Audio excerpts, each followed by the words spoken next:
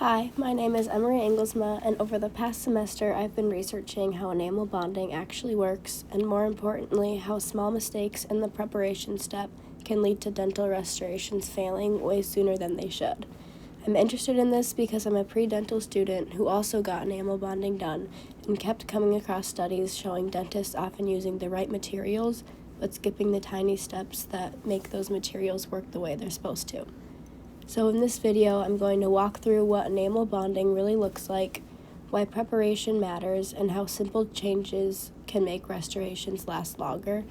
And to make everything clear, I'll be drawing out each idea so you can see what's going on at the tooth surface. Let's start with something most people can't imagine. Think about getting a filling done. You pay for it, you sit through the appointment, and everything seems fine.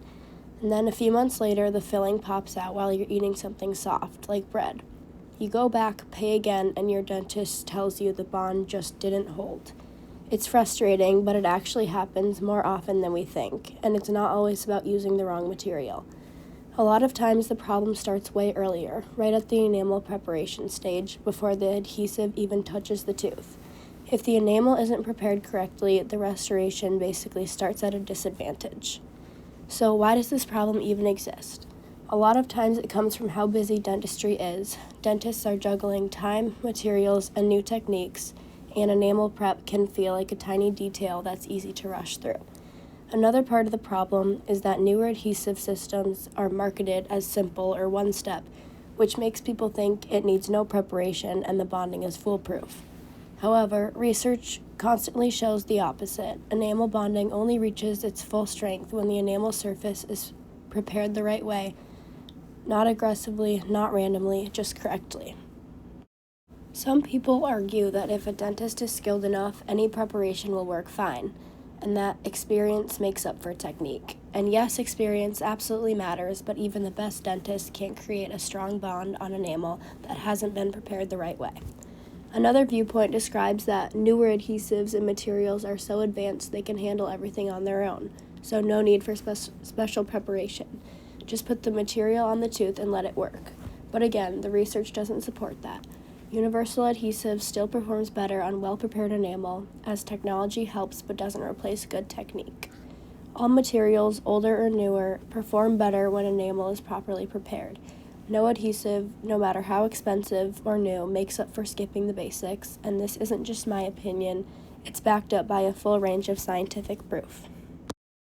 First, let's look at what academic research actually shows, because this isn't just evidence that some dentists say, the science is really clear. Studies from researchers Abate and Petrova ran separate controlled experiments where everything was held constant. Same adhesive, same application time, same curing light, the only difference being how the enamel was prepared. For example, in one of the experiments done by Abate and fellow researchers, they tested 3 groups. Group A, enamel etched properly. Group B, enamel only lightly etched or not etched long enough. And Group C, enamel left smooth with almost no prep. And the results weren't just slightly different, they were extreme. Group A kept showing long, predictable bonding. Group B was weaker and more inconsistent. And Group C, the smooth enamel, had failures almost immediately. Another study from Petrova even used a scanning electron microscope, or UTBS method, to compare the surfaces. Properly etched enamel looked frosted or textured with tiny grooves that the adhesive can flow into, and poor prep left the surface smooth like plastic. You can't just expect glue to grab onto that. These controlled experiments together show that enamel preparation is never just optional. Statistics make the argument even stronger. Abate and fellow researchers discovered that using a combination of etching and air abrasion produced the strongest bond, about 34.7 MPa, which was significantly higher than when air abrasion was used by itself, about 7.2 MPa. To put that into normal words, that's like the difference between something that's basically glued permanently and something that falls off the moment you breathe on it. Almost a 5 times difference just based on whether the enamel was prepped well. That's exactly what enamel prep does. It creates a clean, textured surface that the adhesive can actually grip, because even the best materials can't save a poorly prepped surface. Let's take a look at what the experts in the field say. Armstrong's research explains that microtensile bond strength testing, or UTBS, is one of the most reliable ways to measure how strong the bond actually is. And when these tests are used, the results always point to the same direction.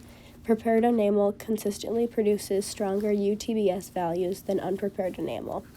Additionally, Schneider, who studies failures in removable partial dentures, found that many of the failures patients experience aren't because the material is bad.